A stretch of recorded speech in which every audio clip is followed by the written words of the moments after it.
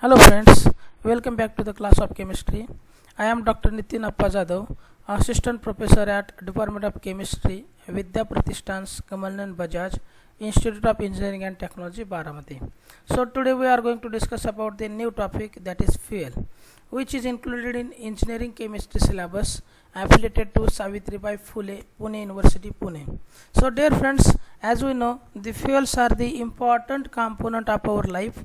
We cannot imagine our life without fuels. So in this particular lecture, we are going to talk about the first of all the introduction to the fuel, then the classification of the fuel, then we'll discuss about the characteristics of good fuels. So let us start with the introduction of the fuels. So what is the definition of the fuel?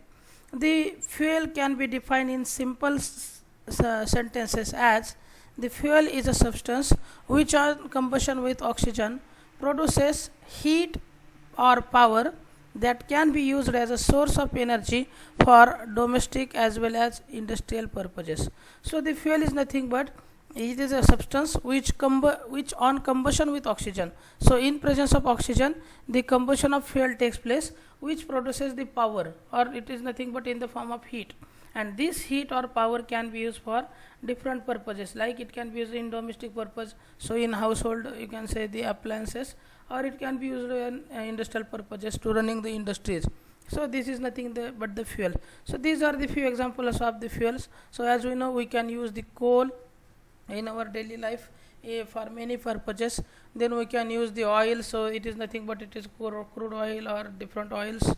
Then the natural gas, different gases can be used for the cooking purposes in domestic use as well as in industrial use. So these are some example of the fuels. So these fuels are used in different industries. The another interesting example of the fuel is nothing but the food.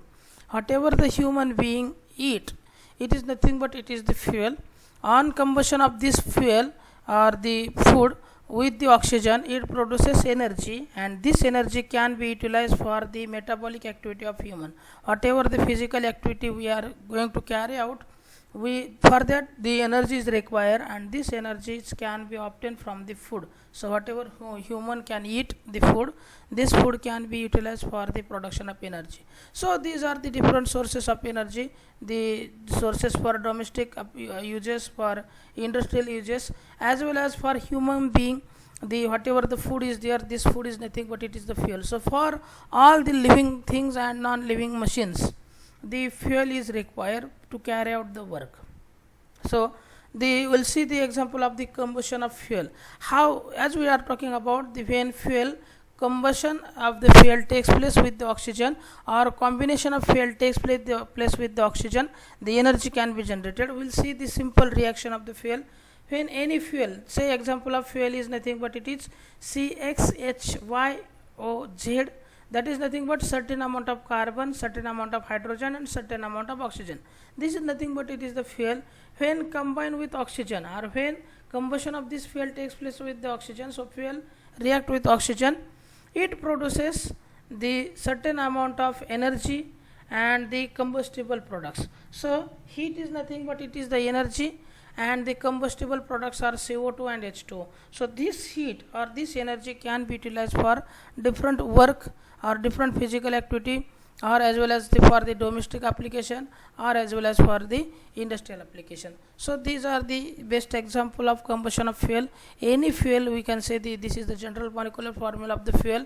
Any fuel is consist of the certain amount of carbon, certain amount of hydrogen, and certain amount of oxygen. When the combustion of this fuel takes place with in presence of oxygen, the tremendous amount of heat will be evolved, and there are the certain combustion products, so CO2 and H2O. This whatever the heat is evolved, this heat is nothing but it is the source of energy.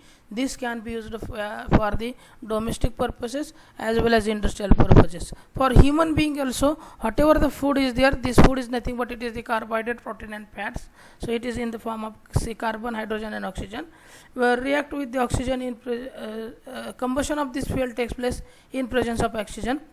Whatever energy is obtained in our body, this energy can be utilized for the metabolic activity as well as physical activity of our body. So this is the example of the combustion of the fuel.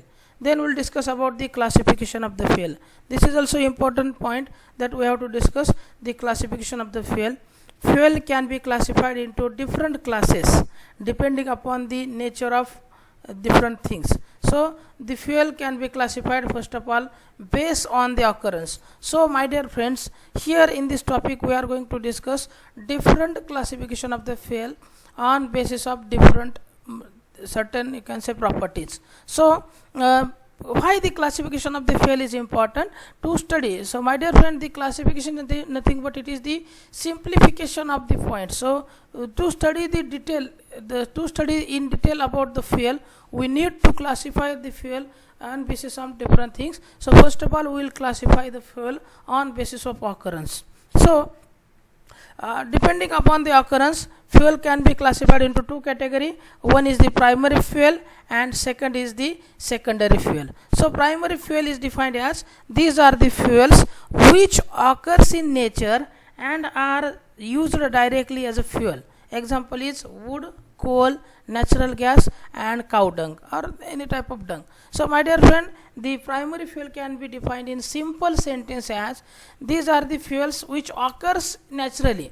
So it cannot be derived, it is naturally occurring substance and it can be directly used as it is as a fuel. So these are the primary fuels are nothing but these are the naturally occurring fuels which can be used directly as it is as a fuel without any further treatment. These are nothing but these are the primary fuels. Example is wood. As we know, the wood can be obtained from different plants. Directly we can cut the plant and wood can be used as the source of the fuel or a source of the energy.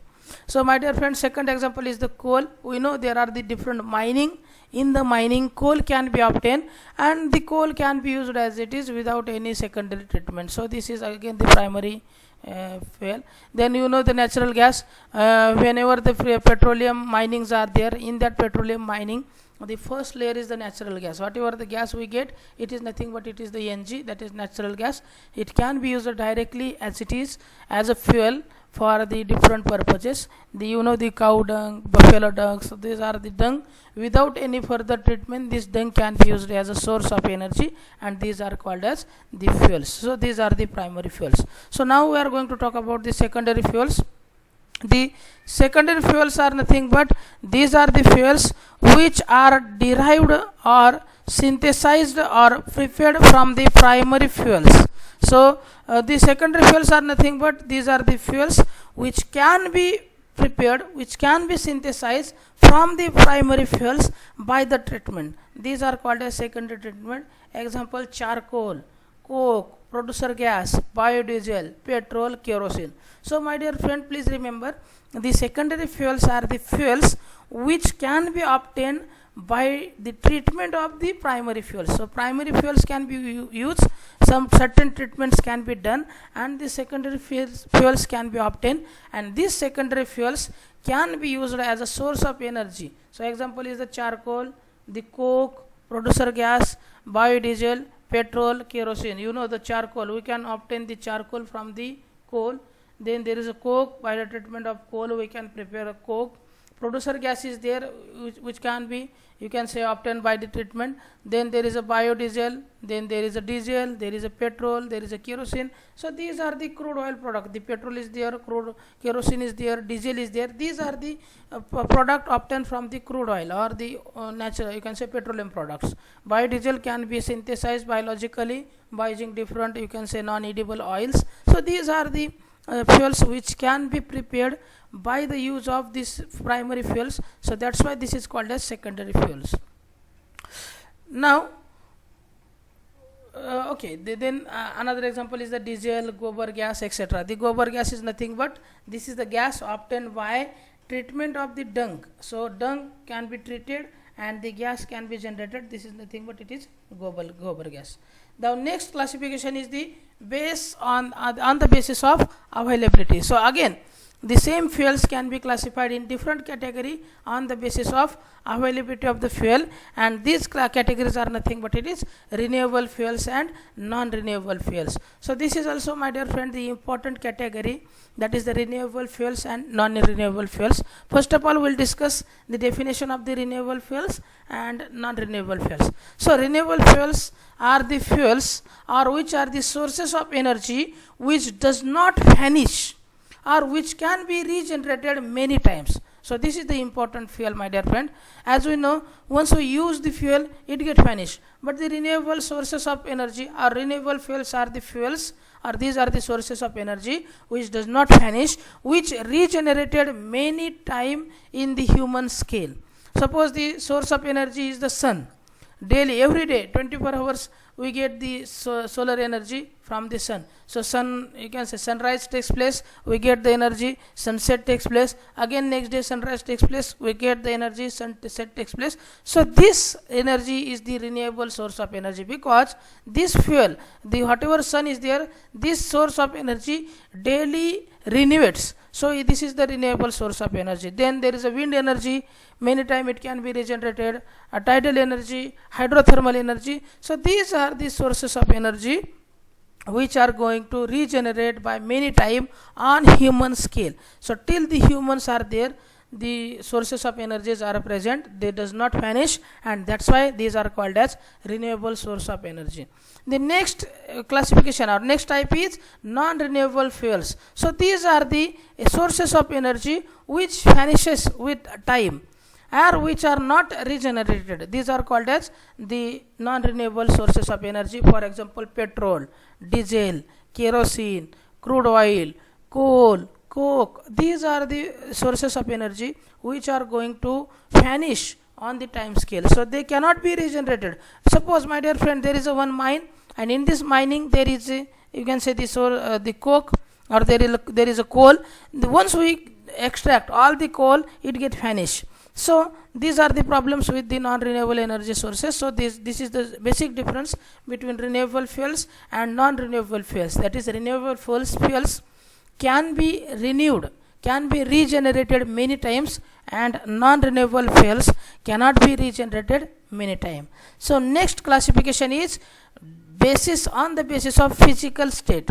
So this is the third type of classification. So my dear friend, as I told you, the classification of fuels can be done on for our simplicity by many times. So on the basis of physical state, the fuel can be classified as solid fuel, then it can be classified as a liquid fuel, and it can be classified as gaseous fuels. So these you can say different fuels can be classified on the basis of physical state as solid fuels, liquid fuels, and gaseous fuels. We'll take first of all we'll discuss the definition of solid fuels. The fuels which are in a solid state, such as wood, coal, charcoal, coke, and dung, these are called as solid fuels. So my dear friend, what is solid fuels? The fuels which are present in the solid states are called as solid fuels, and the examples are wood, coal, charcoal, coke, and cow or buffalo dung. Then the next type is the liquid fuels. So how liquid fuel can be defined as? The fuels which are present in liquid state, such as petrol, diesel, biodiesel, kerosene. So my dear friend, any fuel, if it is present in liquid state, then it is called as liquid fuel. The example is petrol, which is in liquid state, diesel, which is in liquid state, biodiesel, kerosene, which are in the liquid state. And the last type is gaseous fuel. So the gaseous fuel can be defined as, these are the fuels which are present in gaseous state. If any fuel which is present in gaseous state, then it is called as gaseous fuel. Example is natural gas, CNG, LPG, producer gas, hydrogen gas. So these are present in gaseous state, that's why these are called as gaseous fuel. So this is the simple classification of fuel on the basis of physical state. What is the physical state of that fuel? Either it is solid, either it is liquid, or it is gaseous state. So depending upon that, we can say that the fuel is solid fuel, or it is a liquid fuel, or it is a gaseous fuel. So this is the summary of the classification of fuel. So first of all, the fuels, whatever fuels are there, these can be classified on the basis of physical state. The fuels which are based on are classified on the basis of the occurrence. On the basis of physical state, it can be classified as the solid fuel, liquid fuel, and gaseous fuel.